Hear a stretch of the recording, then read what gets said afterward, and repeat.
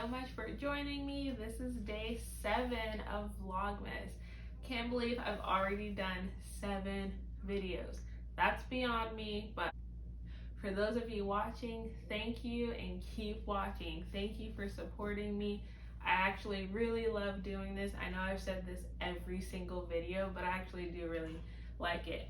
Today we're going to be discussing things you need to do before you start charging. So in the first few videos we talked about, okay, you might need to do free shoots, free sessions in order to build your portfolio. While you're doing those things, you need to be working on some other steps where you will be ready to launch your business.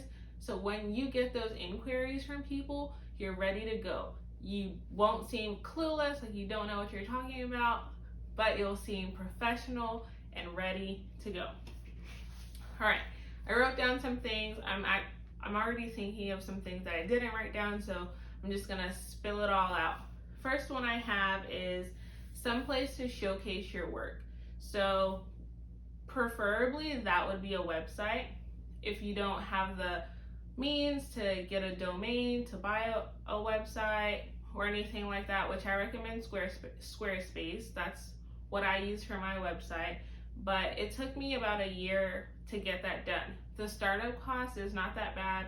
I think for the domain is maybe $5 for the first year or something. It's not that expensive. And then $20 per year, and then you pay them a monthly fee. But it was really easy to set up my website with Squarespace, so I do recommend them. But I know that's not feasible for everyone in the beginning, especially when you're doing free shoots, so it may not be the best step for you right now. But luckily, we have Instagram, which people always say Instagram is not your portfolio. However, Instagram does get me a lot of leads, so it's nice having most of my pictures to showcase on my Instagram. So that's something that's free, but keep in mind, Instagram is not your platform. It belongs to Instagram, so on a day when Instagram might crash, that means that you're out of commission for the day, which that doesn't happen too often, but it can happen. So keep that in mind. It is a really good place to start though. Also Pixieset. I use Pixieset currently to send pictures to my clients. Whenever a session's all done, they can go in, pick their pictures, all of that. But you can upload galleries to their site. I've used Pixieset as my portfolio. I've sent to brands and other clients to see my work, so it is a good place to start. Pixieset they have different tiers, but they do have a basic program that gives you about 3 gigabytes of storage.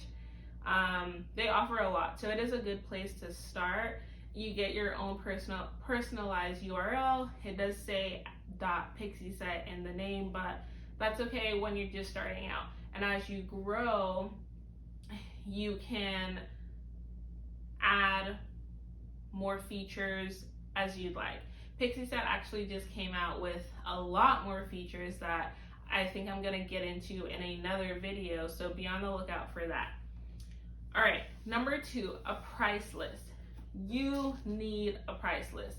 Get on Canva, get on Later, get on Over, get on any of those apps, and you need to create a price list, even if it's a Word document. But places like Canva, it will allow you to get your brand colors in there, and it is a free place to go do design. You can pay for their premium services, but you don't have to. When you're just starting out, we're looking for all the free ways that we can start out. So get a Canva subscription. So get Canva so you can make a price list. A price list, you need to create a price list for your ideal client. So if you want to shoot weddings or elopements, so let's say you want to shoot elopements, you need to have an elopement package ready to go. So let's say you are curating your Instagram to attract people who are wanting to elope.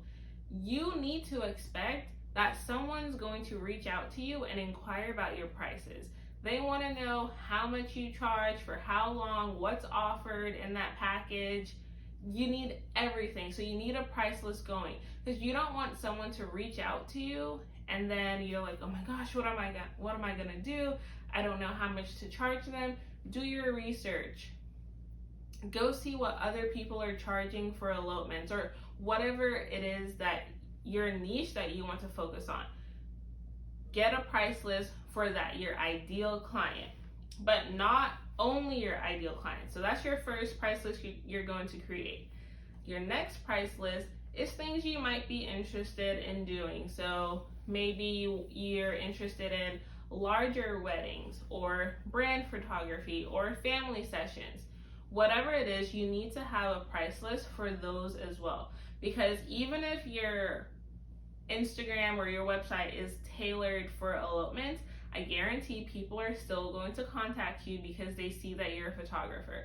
So you want to go ahead and have a price list created. So again, as soon as they inquire, you can send it out to them. You look more professional, you can respond quickly, and how things work in the world of photography, usually if you don't respond first or early, then that client is moving on to someone else.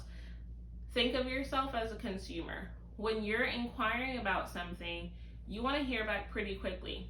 Your clients are working the same way. So have a price list ready to go. Very important. Number 3, so contracts. I did not have a contract ready to go when I booked my very first client. So as I was in communication with her, I was like, oh my gosh, I think I need to have a contract so we can go over the details of the shoot.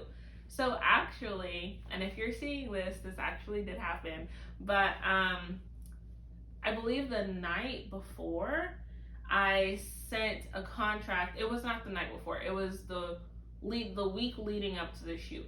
I sent out a contract with the details of the shoot, but that's something that I should have had when we first discussed the booking. You live and you learn, but if you are prepared, so you have that ready to go, when you get your first client, you're not stressing about all these little details that you have to do. So keep that in mind. That's something that you have to do. All right, number 4, how will you receive payments? So people have said you should not use Venmo or Zelle. I know people who still accept payments like that. I'm not giving you any legal advice. Do what you think is best. But there are apps like Wave apps where people can use their credit card or bank to pay you. And I haven't set mine up yet, but Pixieset is finally offering an entire suite. This is something you'd have to pay for, but if you end up getting Pixieset, if you can afford it, that's something that they offer as well. You can collect your payments through them. Like I said, I'm gonna go over a full video on Pixieset and do a deep dive into their site, but these are all things that you should be thinking of. Think of yourself, if you were to hire a photographer, what are the questions you're going to ask? What items you think you're going to need? Those are all things you're gonna need to have for your client. So do these things so you are prepared, you look more professional, and when you get that first inquiry, you're ready to go. So that then someone can refer you and say, wow, this person is so professional. I loved working with them. We can do it. Be prepared. You got this. If you haven't subscribed, go ahead and hit the subscribe button, hit the like button. You can also turn on the notification bell so you can get the notifications for when I upload a video. Again, this has been so much fun. I'll see you in the next one. Bye.